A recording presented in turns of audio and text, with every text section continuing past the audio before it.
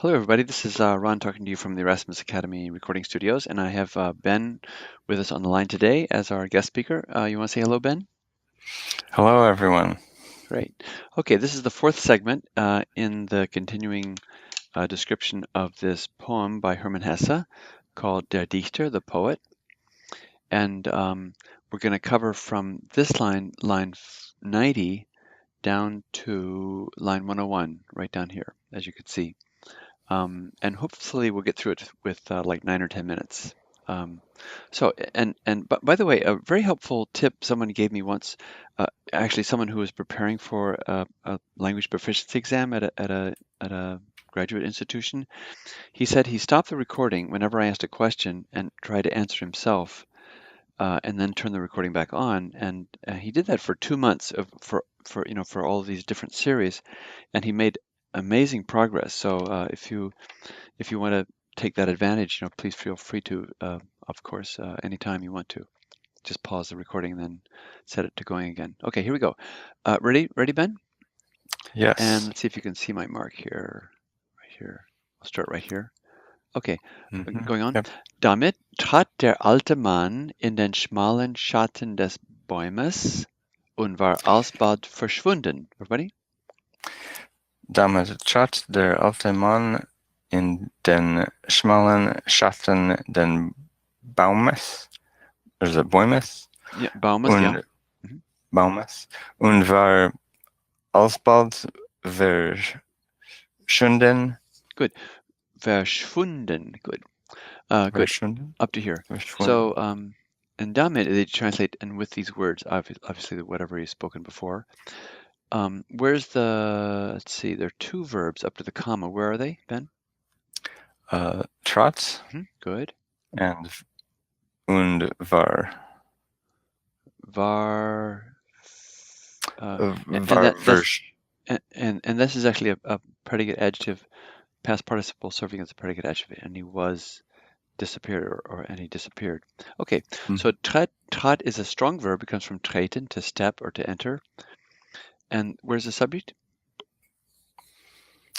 Der alte Mann. Good. This is the stranger that is speaking to him, right? And with these words, the old man stepped, and this is dative, not accusative, not directional accusative, in the narrow shadows. And what case is this? Des Baumes? It's genitive. Good. Of the tree. And notice the genitive always has the es or the s tacked on to indicate that for neuter and masculine nouns. And soon disappeared, verschwunden.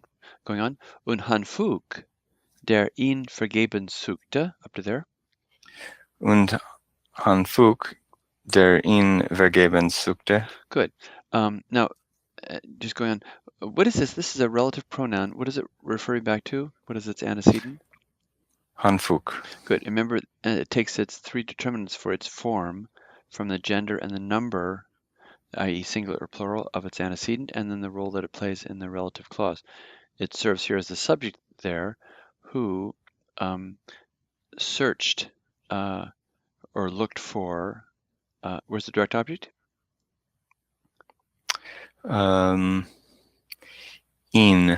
Good. Yeah, this is direct object. Who searched for him, and then vergebens is just an adverb meaning in vain. So, and Hanfugt, who searched for him in vain, and going up to the comma, let's read this. Und keine Spur von ihm mehr fand. Everybody? Und keine Spur von ihm mehr fand. Where's the verb there in that clause? Fand. Fun. So he found, this is also a strong verb from finden, fun, gefunden, three principal parts, who sought for him in vain and found no trace, keine Spur given to the, this is the direct object, and found no trace of him more, or no longer found a trace of him. Comma, going on. Glaubte nun fest, go ahead. Glaubte nun fest. So this whole subordinate clause sort of is sandwiched in between the subject Hanfug, glaubte nun fest. What is this fest doing here, Ben? It is part of the glaubte. Yeah, it's a separable prefix. Remember, they float out to the end of the clause or the sentence. So glaubten just means he believed, but festglauben means to believe firmly, solidly in something. So he now believed firmly, and going on, dass alles ein Traum der Müdigkeit gewesen sei. Dass alles ein Traum der Mutigkeit gewesen sei. I'm just going to erase this so you can not. Okay, das alles, going down to here. Now, what mood do we have in gewesen sei? It is subjunctive. Great. So when you have something like and he now firmly believed, it's not a fact, it's not a actual fact, but it's an opinion, moves into the area or the arena of that which is required to be in subjunctive in German. That everything has been or was, and alles is the subject, was a dream. This is just like predicate noun. Everything was a dream. Der Müdigkeit. And this means of weariness. But I would also say a dream based on weariness of everything that he's gone through. Okay, why don't you just translate, if you can, slowly from the top right down to gewesen sei, so people can follow. We can all follow. Okay. With these words, the old man stepped in the narrow shadows of the tree and soon disappeared. Great. And Han Fuk, who looked for him in vain and found no more trace of him, firmly now believed that everything had been a dream of weariness. Now, notice this is a perfect tense, has been, but since the main verb is the verb of the main clause is past in the sequence of tenses principle, something in a subordinate clause would this means it's past with respect to the past tense of here. So you properly translate this as the pluperfect. Now firmly believe that everything had been a dream of or based on weariness. Okay, going on. Eilte zu den Booten hinüber. Everybody? Eilte zu den Booten hinüber. Good. Und wohnte dem Feste bei. Und wohnte dem Feste bei. Good. So, verb up to there is in that sentence? Eilte. Good. This means to hurry. It's given actually as ran, leaf from laufen, but let's just say hurried. It's closer to its meaning. So he hurried to the boats. Hinüber? Now, yeah, hinüber actually either goes with eilte or it's a sort of directional adverb. There are a lot of directional sort of indications of where things are moving, or in German often. So he hurried over to the boats, and wohnte bei gives here a teilnahm and took part is wohnte bei. So bei is a separate prefix, and he took part in the festival. This e doesn't have to be there. It's sort of like a stylistic e, often with a dative case. So let's see.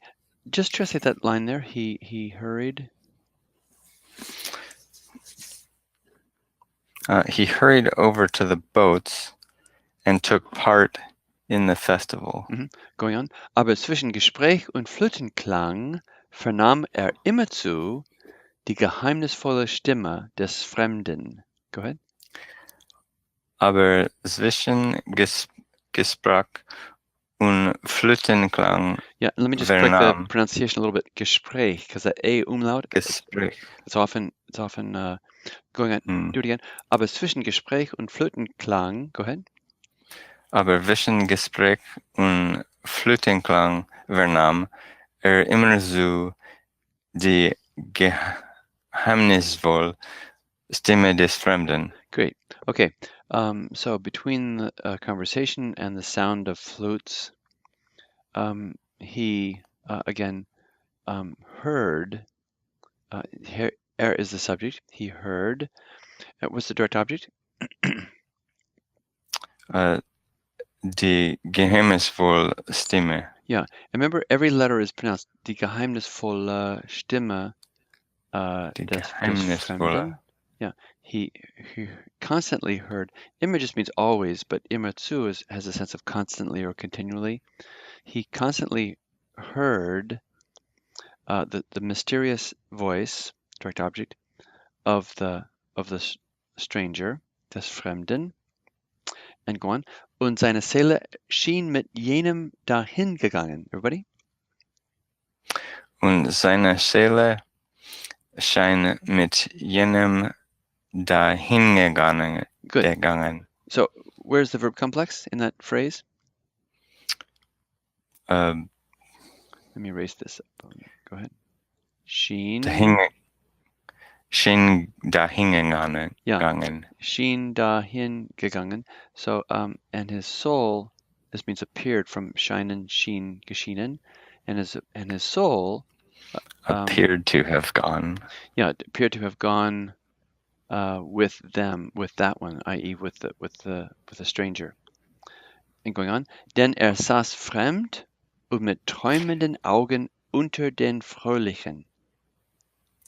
Denn saß fremd und mit träumenden Augen unter den Fröhlichen. Good, nice with the O umlaut. But this O, this A over the A, makes it sound like boy, B-O-Y, träumenden Augen. Okay, so den always gives the reason for, and then where's the verb? Let's see, saß. Good, saß. And this is a strong verb from sitzen. Sitzen saß gesessen. So he sat, and this is actually fremd, maybe picking up here, serving as an adverb. So he sat as a foreigner, you could say, or i.e., not in the company, not feeling a part of the company of all those who were celebrating, but he sat as a stranger with mit träumenden Augen, with dreaming eyes. And then unter means under, but it also means among, which fits better here, among those who were celebrating or the ones who were happy. Going on, die ihn mit seiner Verliebtheit neckten. Die ihn mit seiner Verliebtheit neckten. So who's this D refer back to? Was this antecedent? Den Fröhlichen. Yeah, those who were celebrating, who teased him, direct object, with or about being in love, seine Verliebtheit, as indicated here. Great. Well, we got it under just about 12 minutes and 3/4. So one more segment is coming up next, and hope you've enjoyed this text and also the writing of Hermann Hesse. Thanks so much. Take care. Bye-bye.